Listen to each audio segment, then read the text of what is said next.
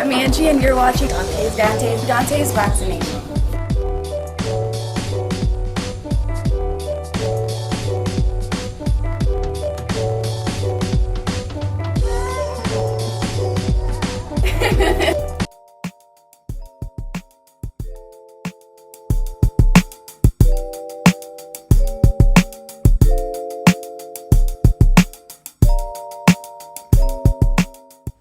Dante's Boxing Nation, what's going on, guys? Okay, since I've been following the Olympic boxing team very closely, I wanted to keep you guys abreast on what's going on. Okay, so the first thing you guys need to know is 10 fighters qualified to go to the Olympics for the U.S. team. 5 were male, 5 were female. But in this video, we're going to focus on the male team right now. All right, so let me go ahead and introduce the team to you guys. I might as well start off with the first guy on the team who just got eliminated. Matter of fact, he got eliminated today. Middleweight Troy Isley. He's the first person to lose on the team so far. He lost to a fighter from the ROC team, which is the Russian Olympic Committee. Now, I know you're probably wondering, who the hell is the Russian Olympic Committee? It sounds crazy, right? Now, for those of you guys who don't know, the entire Russian team has been banned from the Olympics because of an overwhelming amount of contestants that kept testing positive for PEDs. So what the Olympic Committee did is they decided to allow the individual Russian contestants to still participate, but they could not participate under the flag of Russia. So that means if they win a gold medal, there will be no Russian flags waved. There won't be a national anthem if they win. So it's really crazy because it's basically like a team that has no country to represent, even though they do still allow them to wear Russian colors.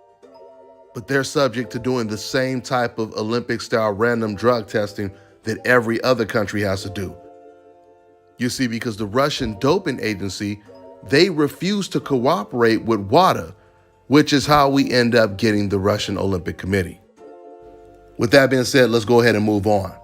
So now we're going to talk about the guy that has been voted as most likely to win a gold medal for the U.S., and that's Keyshawn Davis. Keyshawn Davis, he just came off of a very, very impressive win over the Netherlands, a guy from the Netherlands, and he put on a show. Great piston-like jab, speed, reflexes, power, inside work. Can fight on the front foot, can fight on the back foot. He can pretty much do it all. In fact, I forgot to mention, him and Troy Isley, they've already actually turned pro. They're both undefeated prospects, and the only reason they turned pro before they fought in the Olympics was obviously because of the postponement. So anyway, Keyshawn, he's fighting again tomorrow against France, and even though there's no guarantee wins in the Olympics, I expect him to get past his next opponent. Now, where he might have a hell of an uphill battle is if he does make it to the gold medal match, because he will most likely end up facing the very talented Cuban fighter, Andy Cruz. Matter of fact, Andy Cruz has already beat Keyshawn before. So I'm telling you, if Keyshawn can make it to the gold medal match and beat the Cuban fighter, that would be a hell of a story. That would be a hell of a gold medal story right there, because it ain't going to be easy. Okay, so moving on. Then you have the super heavyweight Richard Torres Jr. Richard just got his first win in the tournament, and he got a real nice knockdown. He knocked the guy down with a really nice left hand to the body. So he moves on to the next round. Unfortunately, the next opponent he has to face is the Cuban world champion, Daniel Peto.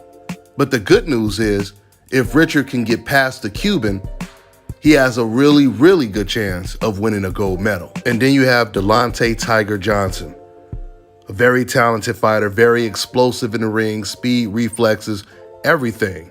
Matter of fact, he's already came off of 2 good wins in the tournament. He's already beat Argentina, and he beat Kazakhstan. Now, just like Richard Torres, Delonte also is facing a Cuban fighter in his next fight. But the difference is, out of everyone else on this men's team, I would probably say Delonte, he has the weakest Cuban fighter to face.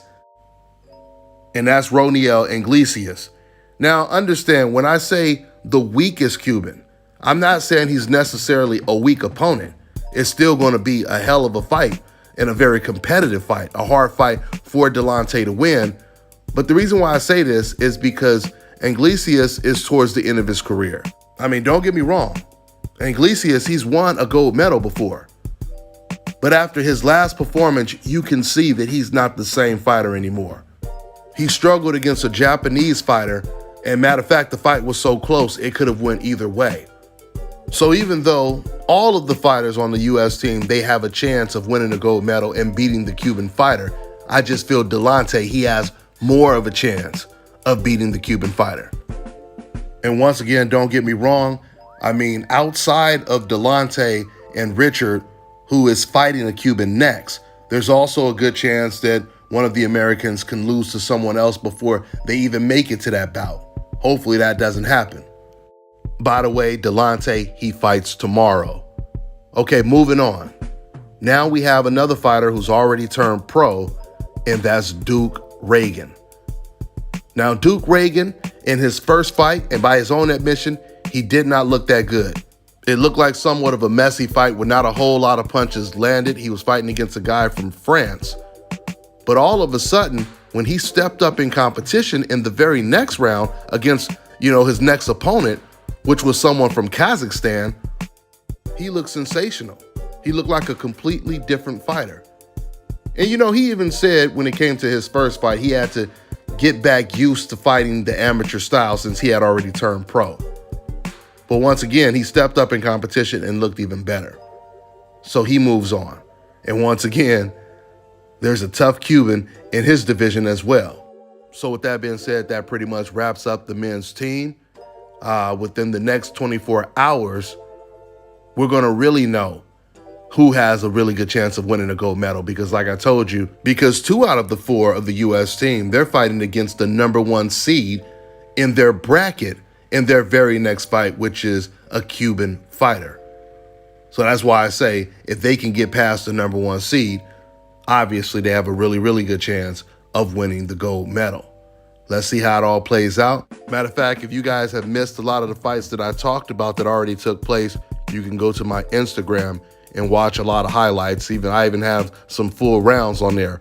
My Instagram is Dante's Boxing Nation. So go ahead and check it out, guys. That's all I got for now, and I'm on to the next one.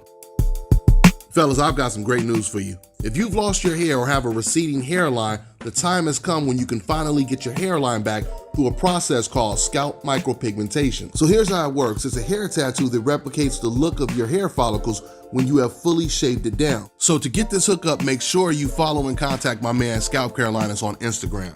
Contact them at 704-499-3471 and make sure you follow them on Instagram. All right, now check this out, guys. If you're looking to repair eczema scars, burns and bruises, dark spots and blemishes, then this right here is the perfect product for you guys. It's called Elo Deki Face and Body Oil. Athletes and top-ranking boxers, they're also using it after training to reduce swelling, inflammation, and to ease the pain. So get yours today. Go to elodeki.com, like them on Facebook, and follow them on Instagram.